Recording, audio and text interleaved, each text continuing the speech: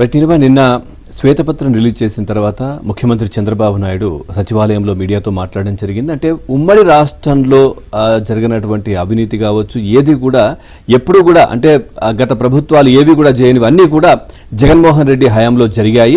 ఒక అవినీతిని శిఖర స్థాయికి తీసుకువెళ్ళిపోయారు ఆయన అంటూ కూడా నిన్న తీవ్రంగా విమర్శించడం జరిగింది, దుయ్యబట్టడం జరిగింది. అదేవిధంగా కూడా ఈ గనుల శాఖకు సంబంధించి అంటే గనులు అటవీ శాఖ ఈ రెండు కూడా గత ప్రభుత్వాలు ఏవి కూడా ఒకరికే కేటాయించిన దాఖలాలు లేవు. ఎందుకంటే దాంట్లో అవినీతి జరిగే అవకాశం ఉండదు ఆ విధంగా చేస్తే, ఎందుకంటే ఒకరి కాకుండా ఇంకొకరి పర్యవేక్షణ ఉంటుంది రెండు అంశాలకు సంబంధించి కాబట్టి. కానీ జగన్మోహన్ రెడ్డి ఈ రెండు శాఖలను కూడా ఒకే వ్యక్తికి అంటే పెద్దిరెడ్డి రామచంద్రారెడ్డికి ఇచ్చి పూర్తిగా ఇక్కడ అవినీతిమయంగా ఈ గనుల శాఖను కావచ్చు అటవీ శాఖను చేశారంటూ కూడా నిన్న చంద్రబాబు మాట్లాడడం జరిగింది. రైట్, చూద్దాం. ఉమ్మడి రాష్ట్ర ప్రభుత్వంతో సహా ఏ ప్రభుత్వాలు చేయని దుర్మార్గాలను జగన్ ప్రభుత్వం చేసిందని సీఎం చంద్రబాబు దుయ్యబట్టారు. రాష్ట్రంలో సహజ వనరులను వైసీపీ నాయకులు అధికారాన్ని అడ్డుపెట్టుకుని కొల్లగొట్టారు అని, అవినీతిని శిఖర స్థాయికి తీసుకువెళ్లారు అని నిప్పులు చెరిగారు. నిన్న సచివాలయంలో మీడియాతో ఆయన మాట్లాడారు. గత ప్రభుత్వాలేవి గనులు అటవీ శాఖలను ఒక్కరికే కట్టబెట్టలేదు అన్నారు. వేర్వేరు మంత్రులకు ఇచ్చారు. వేర్వేరు మంత్రులు ఉంటే గనుల కోసం అడవులను అడ్డగోలుగా వ్యవహరించకుండా ఉంటారు అని, అలా చేసేవారని ఆగ్రహాన్ని వ్యక్తం చేశారు. ఇక జగన్ మొదటిసారి ఈ రెండు శాఖలను పెద్దిరెడ్డి రామచంద్రారెడ్డికి అప్పగించారు. ఇక ఈ రెండు శాఖలను చేతిలో పెట్టుకున్న పెద్దిరెడ్డి అటవీ ప్రాంతంలో అడ్డగోలుగా గనుల తవ్వకాలు జరిపారని చంద్రబాబు విమర్శించారు. జగన్ ఇలాంటివి చాలా చేశారని అన్నారు.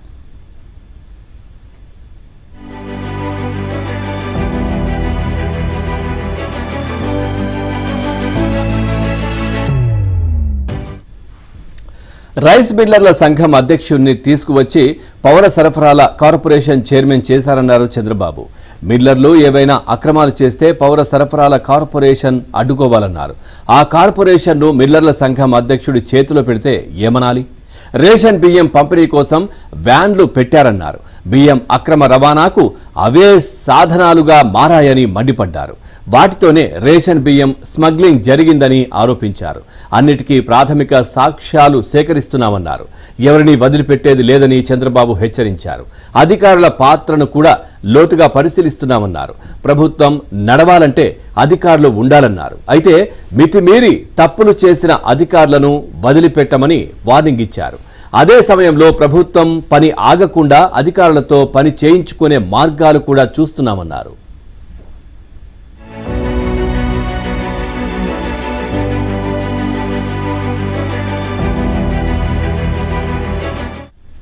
తన దోపిడీకి జగన్ ప్రభుత్వం కొత్త కొత్త పద్ధతులు అవలంబించింది అన్నారు. బాగా ఆదాయం వచ్చే చోట ఇక్కడి అధికారులను కాకుండా బయటి వారిని డిప్యుటేషన్ పై తెచ్చి నిర్మించారు అని అన్నారు.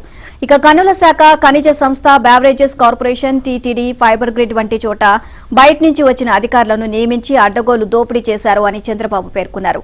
అక్రమ సంపాదన కోసం కాల్వల గట్టల మీద మట్టిని కూడా వదిలిపెట్టకుండా దోచుకున్నారు అని తెలిపారు. పోలవరం కుడి కాలువ కోసం తవ్విన మట్టిని దాని పక్కనే కట్ట కింద పోశారు అన్నారు.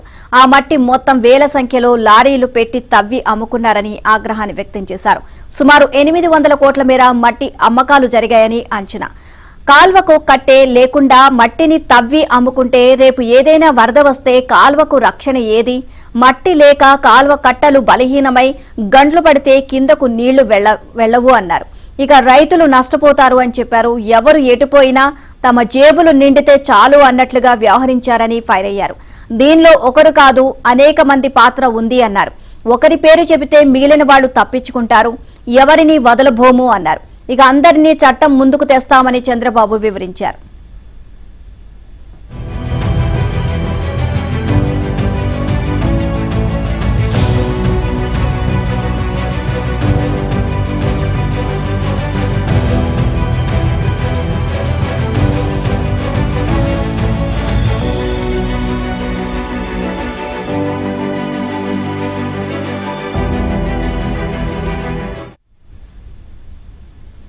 సీఎం చంద్రబాబు ఇవాళ సాయంత్రం ఢిల్లీకి వెళ్లనున్నారు. మంగళవారం ఉదయం తొలుత ఆయన రాష్ట్ర మంత్రివర్గ సమావేశంలో పాల్గొంటారు.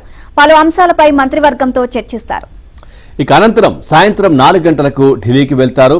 రేపు ఉదయం కేంద్ర హోంమంత్రి అమిత్ షా సహా మరికొందరు కేంద్ర మంత్రులను కలుస్తారు. అదే రోజు రాత్రికి రాష్ట్రానికి తిరిగి వస్తారు. ఓవరాల్గా ఈ అంశానికి సంబంధించి మరింత సమాచారాన్ని మా కరెస్పాండెంట్ మనోహర్ రెడ్డి అందిస్తారు. మనోహర్, పూర్తి డీటెయిల్స్ ఏంటి? నిన్న చంద్రబాబు ఏదైతే వైట్ పేపర్ రిలీజ్ చేసిన తర్వాత మీడియాతో మాట్లాడడం జరిగింది, అదేవిధంగా ఈరోజు ఢిల్లీ కూడా వెళ్తా ఉన్నారు. పూర్తి డీటెయిల్స్ ఏంటి వీటికి సంబంధించి? Good morning Pavan. ఈ 5 ఏళ్ల వైసీపీ అధికారంలో ఎలాంటి అవినీతి అక్రమాలు ఆయా శాఖల్లో పాల్పడిందనే అంశాలపైన ప్రస్తుత ముఖ్యమంత్రి చంద్రబాబు నాయుడు చాలా సీరియస్ అయ్యారు. దీనిపైన ఒక్కొక్క శాఖకు సంబంధించినటువంటి ఒక్కొక్క శ్వేతపత్రం పైన ఆయన సమగ్రంగా దర్యాప్తు చేసి ఆ శ్వేతపత్రాలకు సంబంధించినటువంటి అంశాలను కూడా మీడియా వద్దకు వచ్చి వెల్లడిస్తున్నటువంటి పరిస్థితులు అయితే మనము చూస్తున్నాం. అదే క్రమంలోని ఈవేళ నిన్నటి రోజున ఆయన ప్రత్యేకించి గనుల శాఖకు సంబంధించి, అటవీ శాఖకు సంబంధించి, మరికొన్ని శాఖలకు సంబంధించినటువంటి శ్వేతపత్రాలను కూడా రిలీజ్ చేసినటువంటి పరిస్థితి. ఈ అంశాల్లో పెద్దిరెడ్డి రామచంద్రారెడ్డి మంత్రి హోదాలో చాలా అవినీతి అక్రమాలు బయటపడ్డాయనేటువంటి విషయాన్ని కూడా ఆయన స్పష్టం చేసినటువంటి పరిస్థితి. ఎందుకంటే అటవీ శాఖ కావచ్చు, గనుల శాఖ కావచ్చు, ఇలా అనేక ముఖ్యమైన శాఖలను గతంలో పెద్దిరెడ్డి రామచంద్రారెడ్డి మంత్రి పదవుల్లో అనుభవించినటువంటి నేపథ్యంలో ఆయనకు అనుకూలంగా దాదాపు 19,000 పైగా కోట్లు విలువ చేసేటువంటి దోపిడీని పెద్దిరెడ్డి వైసీపీ ప్రభుత్వంలో దోపిడీ చేశారనే అంశాలను కూడా ఆయన శ్వేతపత్రంలో స్పష్టంగా వివరించినటువంటి పరిస్థితి. అంటే గతంలో మనం అనేక ప్రభుత్వాలు కూడా చూసాము. అనేక ప్రభుత్వాల్లో అటవీ శాఖకు సంబంధించి, గనుల శాఖకు సంబంధించి రెండు కూడా చాలా వరకు రిలేటెడ్ సంబంధించిన శాఖలు. అంటే గనుల శాఖకు, అటవీ శాఖకు సంబంధించినటువంటి ఈ అనుమతుల పర్మిషన్లో ఈ రెండు కూడా సముదాయింపు చేసుకుని పోవాల్సిన పరిస్థితుల్లో అవినీతి అక్రమాలు చోటు చేసుకుంటాయనే ఉద్దేశంతో ఈ రెండు శాఖలు కూడా వేరు వ్యక్తులకు మంత్రి పదవులు కేటాయిస్తున్నటువంటి పరిస్థితి. కాకపోతే ఈవేళ వైసీపీ ప్రభుత్వం అధికారంలోకి వచ్చిన తర్వాత జగన్మోహన్ రెడ్డి ఈ రెండు శాఖలను కూడా ఒకే వ్యక్తికి, పెద్దిరెడ్డికి అప్పచెప్పినటువంటి నేపథ్యంలో దీని ఆంతర్యము స్పష్టంగా బయటపడింది. ఎందుకంటే ఈ రెండు శాఖల ద్వారా వచ్చేటువంటి ఈ అనుమతులు ఏదైతే ఉన్నాయో అనుమతులను ఒకే మంత్రి అనుభవిస్తే వీటన్నిటికీ ఎలాంటి ఇబ్బందులు ఉండవు అనేటువంటి అంశాలను గ్రహించినటువంటి జగన్మోహన్ రెడ్డి ఆ మంత్రి పదవిని పెద్దిరెడ్డికి అప్పచెప్పడం, ఆయన దాంతో దాదాపు 19,000 పైగా కోట్ల విలువ చేసేటువంటి దోపిడీని ఆయన కొలగొట్టారంటే అంశాలు కూడా వెల్లడించే పరిస్థితి. గతంలో మనం చూసాము, రాష్ట్రంలోనే చిత్తూరు జిల్లా కావచ్చు, ప్రకాశం జిల్లా కావచ్చు, ఈ గనులు ఎక్కువగా అంటే గ్రానైట్ పరిశ్రమలు కావచ్చు, క్వారీలు కావచ్చు, ఈ రెండు జిల్లాలోనే అత్యధికంగా ఉన్నటువంటి పరిస్థితి.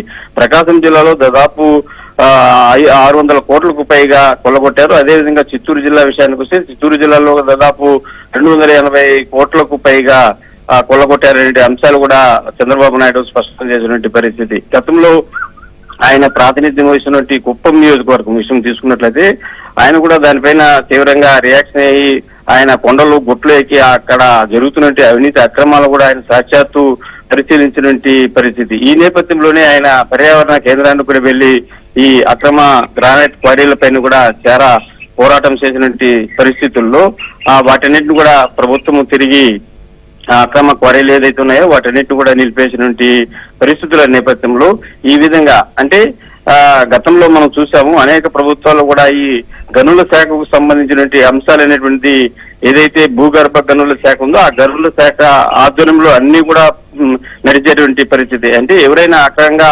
గ్రానైట్ క్వారీలను కావచ్చు లేదా గ్రానైట్ దిమ్మలను కావచ్చు అక్రమంగా తరలించేటువంటి నేపథ్యంలో దాని పూర్తి బాధ్యత అంటే ఫైన్ వేయడం కావచ్చు లేదా ఇతరత అంశాలు కావచ్చు ఆ శాఖకు సంబంధించినటువంటి అధికారుల ఆధీనంలోని అన్ని కూడా జరిగేటువంటి పరిస్థితి. కాకపోతే పెద్దిరెడ్డి అధికారంలోకి మంత్రి పదవికి వచ్చిన తర్వాత వాటన్నిటిని కూడా ప్రైవేటు వ్యక్తులకు, ఏజెన్సీలకు వాటన్నిటిని కూడా వాటిని అప్పచెప్పేటువంటి పరిస్థితి. అంటే తన సొంత లాభం కోసము ప్రైవేటు వ్యక్తుల ద్వారా ఆ ఏజెన్సీల ద్వారా ఆ ఫైన్ వేసేటువంటి సంస్కృతి కూడా ఆయన తెరదీసి దాదాపు ఒక 100 రూపాయలు ఫైన్ వేసి దాన్ని అనాథరైజ్గా దాదాపు వేలల్లో ఆ ఫైన్ వసూలు చేసినటువంటి పరిస్థితి. అంటే ప్రభుత్వానికి చెందాల్సినటువంటి ఆదాయానికి గండి కొట్టి తన ప్రైవేటు ఏజెన్సీల ద్వారా ఆయన ఈ విధంగా ఈ వీటన్నిటి కూడా దోచుకున్నారు. ఒక పక్క ఇసుక కావచ్చు, గనులు కావచ్చు, ఇలా అనేక రకాల అడ్డదారులు, అక్రమాలకు, అవినీతి కార్యక్రమాలకు పాల్పడడం కారణంగానే దాదాపు 19,000 కోట్లకు పైగా దోపిడీ జరిగిందనేటువంటి ఒక